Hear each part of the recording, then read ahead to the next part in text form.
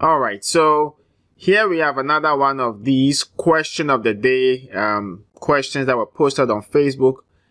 And here we have a flow rate question, and it says a 500 milliliter bag of normal saline is to be infused continuously over 2 hours using 30 drops per ml administration set. What rate in drops per minute should the pump be set at?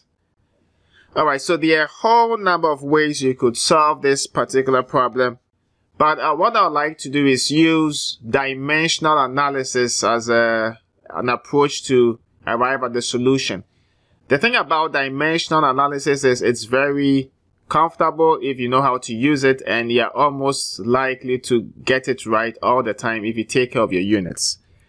So we want to end up in drops per minute, which means we can start off with the calibration factor. So we have 30 drops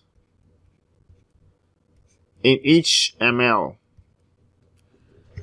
And so we know that we are going to be infusing 500 ml. So the way dimensional analysis works is the units must cancel from the numerator and the denominator. So I'll demonstrate that in a little bit. So you have 500 ml that goes in the numerator at the top. And in this 500 ml, you're going to run it for 2 hours. Okay. So if we were to pay attention to our units right now, what is going to happen is we've essentially cancelled off the milliliters, and so now you're in drops per hour. But we don't stop there because we want to end up in units of drops per minute. So what we can do is we can make use of the fact that 1 hour is 60 minutes. And upon adding this conversion, you'll notice that the hour cancels out. So now you're basically in units of drops and minute.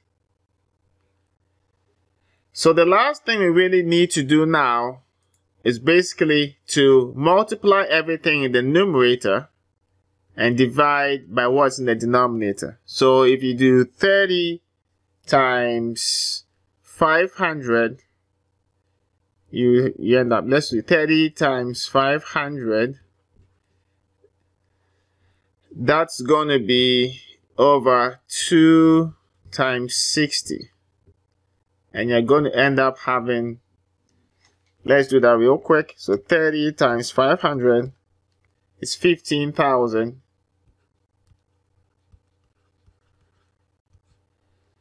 And in your denominator, you have 2 times 60, which should be 120. Don't forget that the units in the top is drops, and the units in the denominator is minutes. So if you do the algebra, if we divide 15,000 divided by 120, that gives you 125 drops per minute. And that would be the answer to this question.